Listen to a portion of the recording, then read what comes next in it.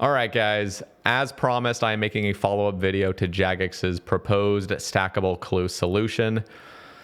Now, obviously, this is a very heated topic.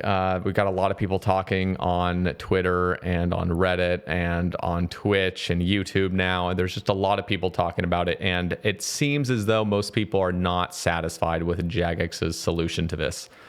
And there's obviously a large number of players that like the current system we have with juggling. And there's also a lot of people that want to revert back to the olden days where clues really were a distraction and diversion, and they were just much more simplistic. So I want to just offer my thoughts and give a middle ground solution for all of this. So I'd obviously appreciate you guys just hearing me out the whole thing. I'm going to try to keep this concise. Let me know down in the comments if there's issues with it or if you like it. That's also important. I like to hear not just from the people that have criticisms with it, but the people that genuinely are on board. So this is what I would like to see. I would like to see a system that doesn't have scroll boxes, but instead allows us to just hold more clue scrolls per tier. And I'd like that number to not just be 5, but actually be 10 on the maximum end. And so how this would work basically is, let's just say you're doing a Hellhound task.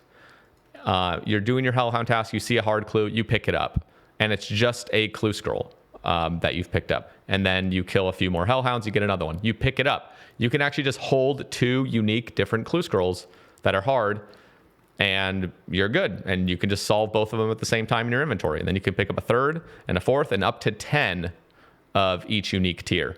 Now, I think the numbers would be really nice if they just kind of were doubled as they've kind of addressed. So instead of starting at 2, going to 3, 4, and then 5, it would start at 4, go to 6, 8, and then 10. And the reason I like this system a little bit more is because it's even numbers. So with any form of stackable clues, including the system I'm proposing that isn't scroll box related, but it's actually just being able to solve multiple clues in your inventory at a time, this will allow pickpocketing metas to really thrive, because if you're wearing a rogue's outfit, and I mentioned this in the ramble, presumably you'll be able to pickpocket 2 clues at a time as well. So ham members, gnomes, heroes, you know, anything that's giving clue scrolls nowadays, which there's actually quite a few NPCs that do that, you'll now be able to pickpocket 2 at a time. And if the cap was just 5, it's going to be kind of awkward going for that third pickpocket, and you're only going to get 1 because you're capped. So I like the even number approach for that reason. And just because 10 is a little bit more generous, I think, and starting off with 4 feels a little bit better than starting off with 2. And one of the nice things about this system is it almost kind of allows a sense of juggling, except you're not needing to drop them on the ground, which, by the way, I am on board with the timer being 3 minutes, being reverted back to 3 minutes. But if you're able to solve 10 hard clues at a time, you can just bank them. You can bank any. So if you're trying to juggle some for some reason, just bank it. And you're able to. You can hold, your player has the capability of managing 10 clues of each tier at a time.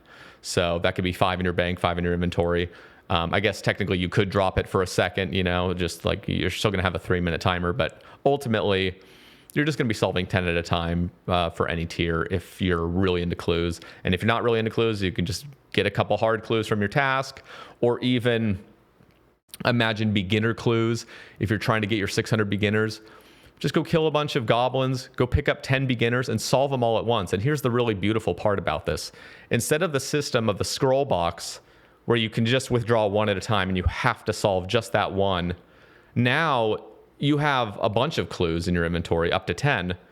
And let's just imagine beginner clues. So now you have these 10 beginner clues sitting in your inventory with some teleports.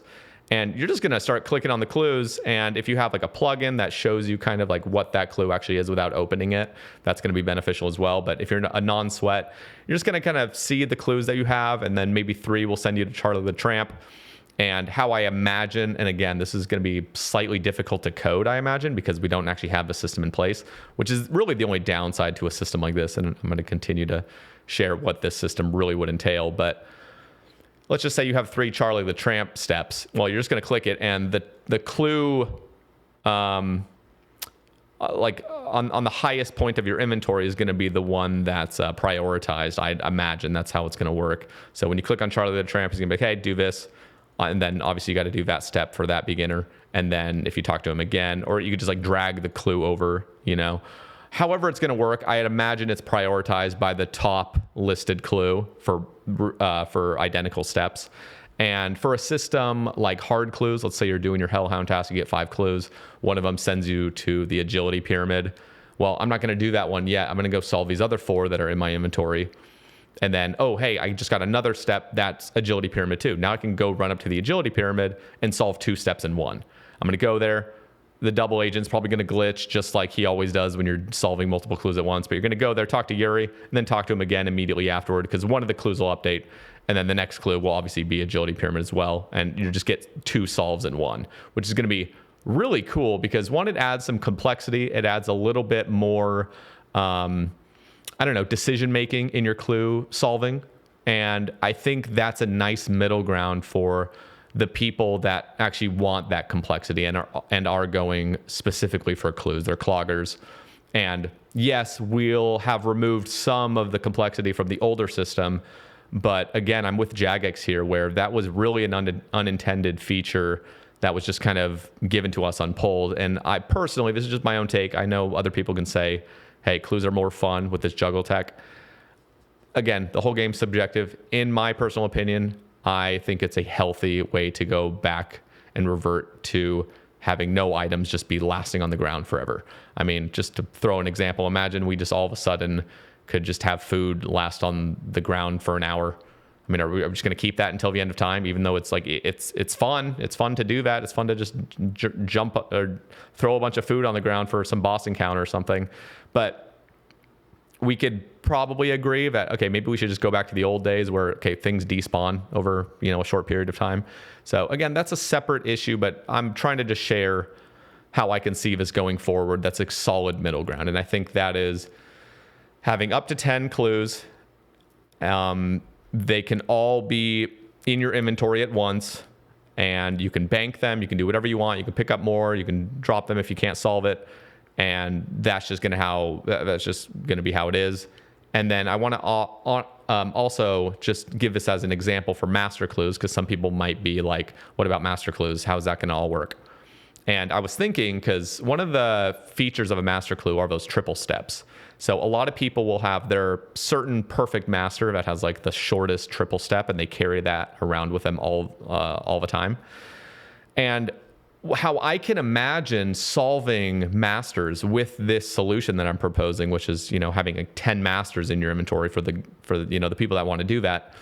The good triple step is going to be down in this corner. And what you're going to be doing is actually just digging in those 3 spots. Let's say it's just 3 different dig spots for your perfected master clue, or it's an NPC you're talking to or whatnot.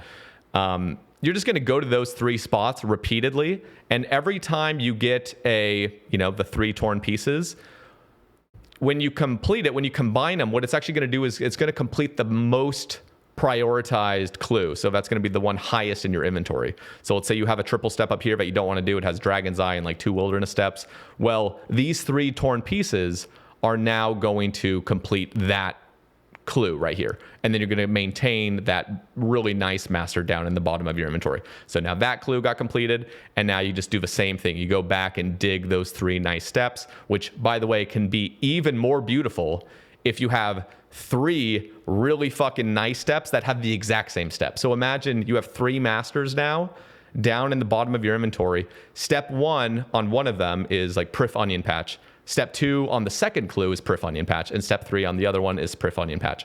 That means all you would have to do is go to the Priff Onion Patch, dig once, dig twice, dig 3 times. You got 3 scroll parts, and then you bring up the master clue that you want to have completed, and you combine the 3, and then it completes that master. So for those that are all into the juggling tech, and it's so nice, it's so like it offers complexity, and it's also faster to solve. This system that I'm proposing is literally an even more enjoyable experience where you can just skip steps if you have like those perfect 3 masters that you can just hold in your inventory. I think this genuinely could be really fun for those super cloggers out there, but just want to get the Bloodhound or, go for all third age or whatever they're doing. I think this new system is going to offer a lot of really fun things, a lot of skips that you can do if you have it all perfectly set up, and that's what the cloggers really want. And then if you're not really into that clogging mindset, you're still going to get some nice advantages of just having like duplicate steps and stuff like that, where you can just really kind of solve it in a fun way. Genuinely, I think a system like this could be a lot of fun. Obviously, it's going to require some rewritten code of how to handle multiple clues. And I think the prioritizing of like the top clue downward is probably the best way to solve it. Hopefully I'm making some sense. This is obviously like computing in my head, but maybe I'm not sharing it perfectly. So let me know down in the comments if I didn't make any sense. And if it did make sense to you, maybe you can clarify some points that I missed down in the comments as well. Anyway, that is my solution. I don't think as well, I just want to make this point as well. I don't think we should have skip tokens yet. I think this should be a separate update, maybe for a clue guild in the future. I think we should keep things very simple. And if we go down the route I'm proposing, there's no scroll boxes. It's just you're able to pick up more and more and more clues up to 10. Start with 4, go to 6, go to 8, go to 10, like I said. And I just think it's like the perfect middle ground where you're kind of getting some of the juggling people to kind of get on board with this idea because you're actually being able to solve more at once. Juggling won't be a thing, but you can just bank them if you want. I mean, that's beautiful. You don't have to worry about a timer. You don't have to worry about things despawning or picking them back up and dropping them. You just bank them. And I think that 10 cap is also kind of good for those people that kind of want the more old school feel where there isn't just like you can just juggle unlimited of them. There is a natural cap. So let me know what you guys think. I could go on about this. I'm going to talk with some cloggers and some clue doers and some other people, and I'm going to keep going on Reddit and Twitter and just seeing what other people are saying. But I'd honestly love some feedback on this. If you like the idea, I'd love to hear it. Give the video a like if you enjoy this, and I will catch you guys in the next one. More discussion to be had, by the way, so this is not it. I'm going to have more videos talking about some clarifications potentially and maybe some other alternatives. So thank you guys for listening, and I'll catch you guys in the next one. Peace.